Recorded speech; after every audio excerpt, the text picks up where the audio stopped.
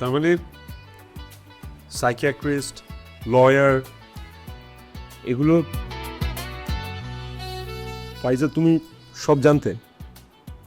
আমি আজকে জানলাম। আর মা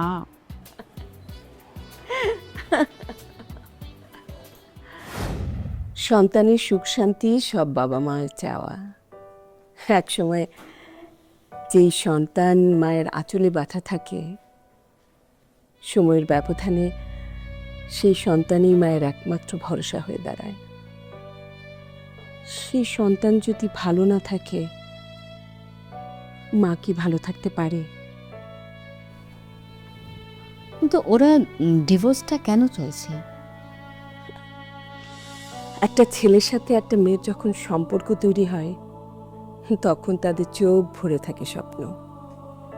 তারপর যখন সংসারে পা বাড়ায়, তখন বাস্তবতা সামনে এসে দাঁড়ায়। আমার ছেলেটা আসলে খুব বেখেয়ালি, ভীষণ কাজ পাগল। আমার বৌমাকেও একদম সময় দিতে পারে না। সেটা তো বুঝলাম, কিন্তু আপনার সাথে আপনার ছেলের বউর সম্পর্ক কিরকম? আমার ছেলেটা যখন 13 বছর বয়স আর আমার মেয়েটার 8, ঠিক ওই সময় আমার স্বামী মারা যান। আমার স্বামীর বিজনেস, সংসার, ছেলে মেয়েদের পড়ালেখা, ওদের মানুষ করা, সব এক হাতে সামলাতে সামলাতে আমি আমি অনেকটাই বদলে যাই। সবকিছু নিজের হাতে নেয়ার, নিজের আওতার মধ্যে রাখার একটা বদভ্যাস তৈরি হয়ে যায়। আমার বৌমার সাথে আমার এই একটাই দূরত্ব। অ্যাকচুয়ালি হচ্ছে কি, ওদের তো বয়স অল্প। এই অল্প বয়সে ওদের চোখে একটা স্বপ্ন থাকে, ওরা সেই স্বপ্নের আবেগ নিয়ে জীবনটা পার করতে চায়, খুব স্বাভাবিক।